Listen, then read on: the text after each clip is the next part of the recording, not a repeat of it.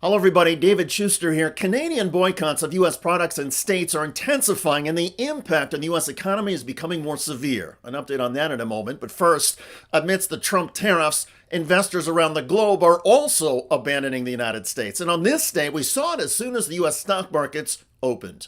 Here we go. We're off, we're running, we've started, and we're opening in the red, big time.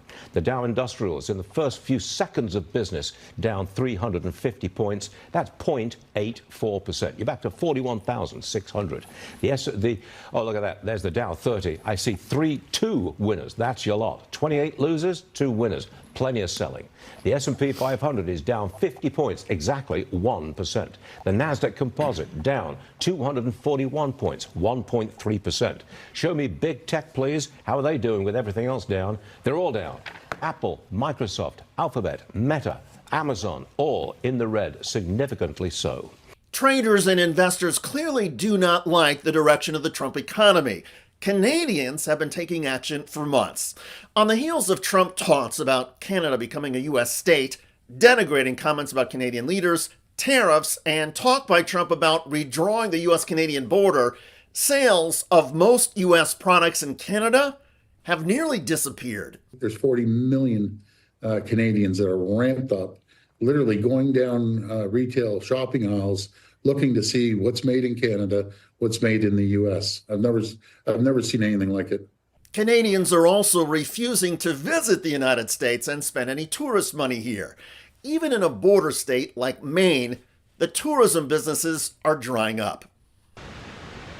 This has been a family business for 50 years. You got to take into the fact how the Canadians perceive this, and they are incredibly pissed off. We met Sterling Morse in Old Orchard Beach, Maine. He owns the Point of View Inn, which is only about 150 miles from the Canadian border. We have been here. He says the majority of his regular customers are French Canadians. It's affecting at least 90% of my business. Are you saying you've had 90% of your business canceled this year? Easily. Point of View Inn? During our visit, yet another Canadian called to cancel. Listen, monsieur, you don't need to explain anymore. This is every registration card from last year. This is the Canadian. That's my American. This just went away. That's all you got now. That doesn't pay the bills. Does not. It's the same story with countless tourism-based businesses in Florida. With Canadians right now, we're about 30%, when we should be more like around 80%. So it's a big drop. Canadians led the list of top international visitors in the United States, and the U.S. Travel Association says they've generated $20.5 billion in spending last year, supporting 140,000 American jobs. So even a small drop could have a real impact. We're seeing definitely an increase in snowbirds exploring alternate destinations to the U.S. I definitely will not be coming to the United States this year. And unless things change, probably not until Trump is out of administration. He's a threat to us, and he's a threat to so many other countries in the world that we value. And as the rage in Canada grows, Donald Trump keeps adding fuel to the fire. He recently depicted Canadian leaders and negotiators as more difficult to deal with than America's fiercest enemies. One of the nastiest countries to deal with is Canada. The people that, now this was Trudeau, the people that good old Justin, I call him Governor Trudeau, his people were nasty. On top of Canadians boycotting U.S. products and refusing to spend tourism money in the United States, the Trump rhetoric and policies have also prompted countless Canadians to dump their U.S. real estate investments. Headline: Canadian snowbirds are selling their U.S. homes. There's definitely been a noticeable change. Cher Ross, a realtor in Southeast Florida, says about half of her French-Canadian clients have either sold, plan to sell, or are not doing seasonal rentals since Trump's victory. I think they were concerned mostly with the value of their property. There was one couple who flat out said, "We're selling because we don't want to be around for this political regime." Canadians, though, are still investing and spending money outside of Canada. There are multiple reports that investments are surging in Cuba. Great weather, great people. That's why we keep coming back. I think that the people from Canada prefer to go to Cuba than Florida, man, because of Trump. He's, I'm not going to say what he is, but yeah. According to several Canadians traveling in Cuba, has also become easier than traveling in the United States. Some parts of the U.S. are adding new ID requirements for Canadian drivers. And the story of one peaceful Canadian who was stopped and arrested in Georgia recently made Canadian national television news. They're taking away my car, and now I can't drive, and I don't know what to do. I'm in Georgia. Pretty upset, understandably. That's Emily Neal, who calls her arrest last month the most horrendous incident of her life. She saw my license, and then she took a moment, looked down upon it, and she said, "This is not valid." And I was like, "No, my license has not been expired or anything like that." She's like, "No, this is a Canadian driver's license. I can't accept this. How do I know if you are actually Canadian or if this is a forgery? Canadian licenses aren't accepted in the state of Georgia." I did have more forms of ID. I had my OHIP card on me, but my passport, I don't keep it on me when I'm traveling. I like to keep it back in the hotel or back at the home that I'm staying at. And she kept insisting on seeing my passport, which I didn't have on me. I had a copy of it, along with a copy of my birth certificate and Nexus card, all on my phone, but she did not want to see any of those. She promptly told me that I was now under arrest, I could not drive in the state of Georgia, and that my car had to be impounded. So she put handcuffs on me, frisked me, and put me in the back of her police car, and we waited until a tow truck driver could come and take my car away. And then she took you where? She took me straight to jail. To jail?